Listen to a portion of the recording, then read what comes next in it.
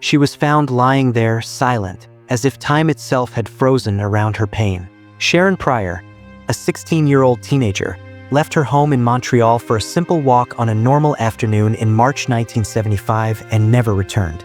3 days later, her body was found brutally beaten, abandoned in a vacant lot. The scene was so shocking that it forever marked the memory of a nation. Who could have done that to such a kind and dreamy girl? The case mobilized an entire community, generated more than 38 suspects, and crossed generations without answers. It was 48 years of silence, pain and searching until a strand of DNA, hidden for decades in a bloody shirt, revealed the truth. But what it revealed was not just the name of a killer. It was a collective mistake, a police failure, and a devastating echo of other similar crimes. This is the story of the crime that shocked Canada, and of a justice that arrived too late. But before I tell you, subscribe to the Crimeshade so you don't miss the best true crime videos. Sharron Prior was born in 1959 and grew up in Montreal, Canada.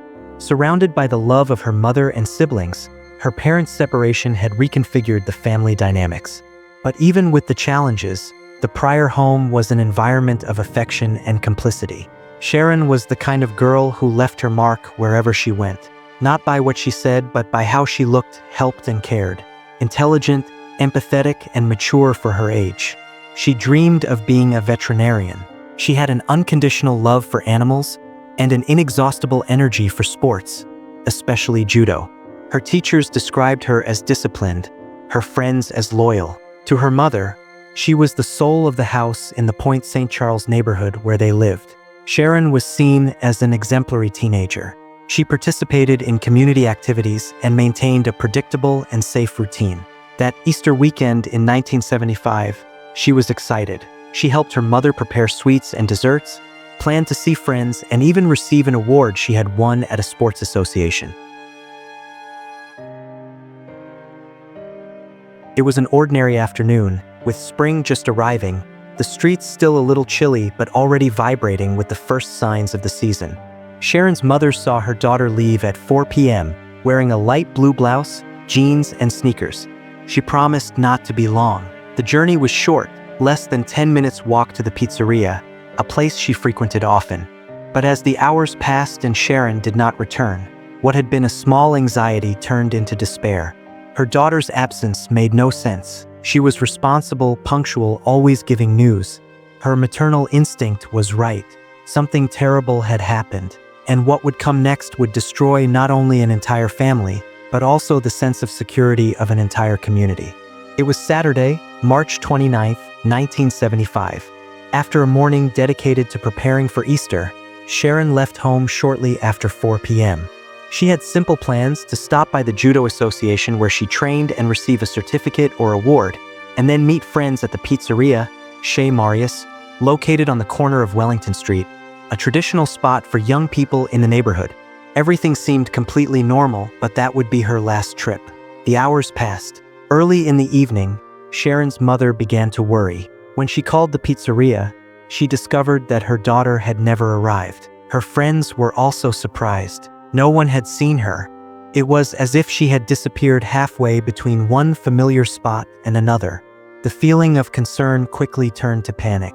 Family members, neighbors, and volunteers began to search the streets, alleys, and vacant lots in the area, calling Sharon's name. But there was no sign of her. The police were called, but the initial response was lukewarm. Sharon was a teenager. Maybe she had run away, they suggested. Maybe she was with friends. But her mother knew that this was nonsense. Sharon would never leave without warning. She was too mature, too aware. The community insisted, pressured, and soon the agents began to take the case seriously. The search intensified with sniffer dogs, helicopters, and the distribution of pamphlets. 3 days later, on April 1st, 1975, a group of young people found something strange in a vacant lot in Longueuil, about 8 kilometers from where Sharon had last been seen. Among bushes and mud, the body of the teenager lay. She was partially naked, with obvious marks of physical assault and signs of an attempted escape. Her face was bruised, her wrists were tied with string, and her jeans had been ripped off. There was evidence of sexual abuse, and the location suggested that she had been kept alive for some time before being killed. A man's shirt, which did not belong to the victim, was found near the body. The brutality of the crime shocked investigators. This was no impulsive act, no random attack. There was precision. There was cruelty. The signs pointed to premeditation and possibly more than one assailant. The forensics team gathered everything they could, including the shirt left behind. But in 1975, forensic science was limited. Physical evidence ended up being shelved, waiting for a future that did not yet exist. Sharon's funeral was marked by public outcry. Hundreds of people attended. The family's grief extended beyond the grave. It was as if every mother in the neighborhood was burying a daughter.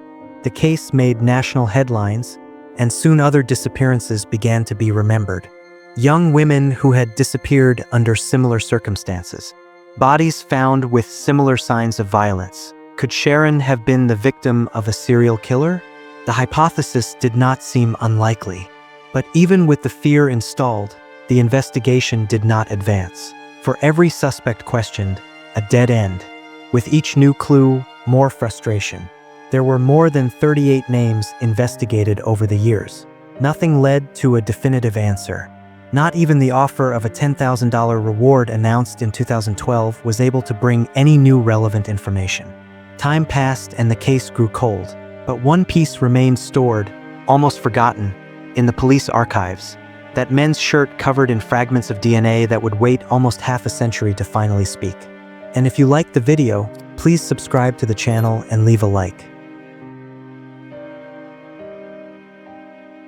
From the first days after the discovery of Sharron Prior's body, Montreal police found themselves under pressure. The brutality of the crime and the profile of the victim, a well-known and beloved young woman, demanded quick responses. The community demanded it. The press followed suit and fear spread. But what followed was a long series of mistakes, mistaken suspicions, and years of frustration. More than 38 people were formally questioned during the investigation. Some were temporarily detained. Among them were acquaintances of the victim, ex-boyfriends of friends, regulars at the pizzeria, residents of the neighborhood, and even outsiders who were passing through the area on the days of the crime. The lack of concrete evidence and the absence of a functional DNA analysis system in 1975 made any progress difficult. The case began to take on the typical contours of cold cases. One of the most cited suspects at the time was a man with a history of sexual violence who lived nearby. He was monitored for weeks, but nothing solid was found. Another, a truck driver who had been in the area on the date of the crime, was ruled out after a clash of alibis. There were many lines of research, but none of them led to the desired outcome. At the same time, comparisons began to emerge between Sharon's case and other homicides that occurred in Canada in the same decade. Two names quickly caught attention: Norma O'Brien, murdered in 1974, and Debbie Fisher, killed in 1971. Both were teenagers, both were kidnapped, and both were found dead with similar signs of violence. Their modus operandi seemed to have elements in common: approach in public places, sexual assault, beating, and disposal of the body in isolated areas. Investigators began to seriously consider the hypothesis that the same perpetrator or group could be behind these deaths. The theory of a serial killer gained traction. However, without technical evidence that definitively linked the cases, it remained only a possibility. In the absence of certainty, the Canadian police split into parallel investigations without effective cooperation. Important information was ignored or archived without proper cross-referencing. Sharon's own mother would later report that she was treated with disdain on several occasions, as if her daughter had been to blame for what happened to her. In the 1980s, advances in trace analysis techniques were still slow. The physical evidence from the case, including the men's shirt found next to the body, was preserved but could not be analyzed accurately. This only began to change with the emergence of DNA as a criminal investigation tool. In the 2000s, with the strengthening of genetic genealogy and forensic databases, a few old cases began to be solved in Canada and the United States. Hope was rekindled. In 2012, Sharon's family managed to set up a fund to offer a $10,000 reward to anyone who provided reliable information. The action had repercussions, but once again, it did not result in any concrete leads. The frustration was immense. The victim's mother even went on TV shows to denounce police negligence and keep her daughter's memory alive. It was then that, in the mid-2020s, a new generation of investigators decided to officially reopen the case, focusing entirely on the material evidence collected in 1975. The shirt was sent to specialized laboratories in the United States. There, advanced genetic extraction techniques managed to isolate fragments of viable DNA, something that had not been possible decades before. With this material in hand, the team used public genealogy databases to search for matches. The process was delicate and slow. It required cross-referencing with family trees, reconstructing family profiles, and verifying kinship ties. But after months of work, a name began to appear frequently in the data: Franklin Romine, a man with a criminal record in the United States, who had lived in Canada for a short period in the 1970s, precisely when Sharon was murdered. Romine had been arrested for rape and assault in the United States and had died in 1982 at the age of 36. At the time of the crime, he was 29 years old and living temporarily in Montreal. The discovery was shocking. The DNA match with that of his descendants, analyzed with legal authorization, confirmed the identification. Franklin Romine was without a doubt the perpetrator of the crime against Sharron Prior. But the revelation raised a new and disturbing question. How could a man with a history of sexual violence, identified in American databases, go unnoticed for so long in the investigations into a crime that paralyzed Canada? In 2023, almost half a century after Sharron Prior's murder, the truth finally emerged, and the name of the person responsible was not only surprised but also outraged. Confirmation that Franklin Romine, an American criminal, was the perpetrator of the crime came through a technique known as investigative genetic genealogy, a powerful tool that cross-references DNA collected at crime scenes with genetic profiles voluntarily provided by relatives on ancestry websites. By comparing DNA extracted from the shirt left behind by the killer with data available in gene banks in the United States, experts were able to trace a family tree that led back to Roma's direct descendants. The material was confirmed as a match with more than 99.9% certainty. The discovery was official. Franklin Romine was the man who kidnapped, tortured, and murdered Sharron Prior in 1975. Romine was a convicted rapist with a known history of violent sexual crimes in West Virginia. He arrived in Canada in the early 1970s, living temporarily in Montreal, where he apparently went unnoticed by local authorities. In 1974, shortly before the crime, Romine had been arrested in the United States for a brutal rape case, but was released shortly after on parole. He apparently crossed the border and settled quietly in Canada.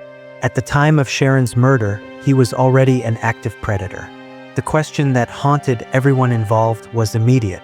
How could a man with such a clear history of sexual violence with connections between two countries never have been seriously investigated? Why had his name never appeared on the suspect list? The answer is uncomfortable and reflects systemic failures. In the 1970s, communication between police departments in different countries was fragile, almost non-existent. There was no unified database or efficient mechanisms for international cooperation. In addition, prejudice and lack of preparation in dealing with sexual crimes and murders of young women contributed to valuable leads being ignored. For Sharon's family, the revelation was bittersweet. On the one hand, there was relief in finally knowing who was responsible. On the other, the pain of realizing that the answer was always there in preserved evidence but not properly analyzed for decades. Sharon's mother, who spent years seeking justice, has become a symbol of resilience. She participated in programs, faced authorities, kept her daughter's name alive when many had already lost hope. And it was precisely this insistence that pressured the authorities to resort to new technologies, which finally made it possible to solve the case. The revelation of Romine's name has also reignited investigations into other old crimes. If he was capable of committing such brutality against Sharon, could it be possible that he was linked to other murders of the time? The cases of Norma O'Brien and Debbie Pfizer, for example, have yet to be solved. There are similarities in the patterns, and now authorities are revisiting the scenes and evidence from these crimes, looking for any genetic connection to Roma. But Romine will never be judged. He died in 1982, age 36, from natural causes. He died with impunity, without ever being held accountable for the murder of an innocent and promising young woman. What remained was a name, a criminal history, and DNA enough to close a mystery, but incapable of giving back what was taken. And yet, even with the truth revealed, a question persists like an echo that is difficult to silence. What if science had arrived sooner? How many lives could have been saved? And how many other cases are still waiting for an invisible thread of DNA to finally see justice? The case of Sharron Prior is not just a tragic record in Canada's criminal history. It is also a portrait of the pain of a family that refused to give up, the struggle of a mother who faced institutional silence, and the persistence of a community that is not forgotten. It was 48 years of anguish, of unanswered questions, of birthdays marked by absence and commemorative dates wounded by memory. Justice arrived late, yes, but it arrived. And with it also came the confirmation that the truth does not die with time. Science, combined with collective memory and the courage of those who refused to remain silent, was able to break through the thick veil of oblivion. Sharon had dreams. She wanted to care for animals, start a family, live. Today, her name is engraved not only in documents from a solved case, but also in the hearts of all who were moved by her story. May her life, cut short in such a cruel way, serve as a warning and an inspiration. And may we never stop asking how many cases are still waiting for the chance to be heard. If this story touched you, consider sharing the video so that more people can learn about Sharron Prior's case and understand the importance of forensic science in the search for justice.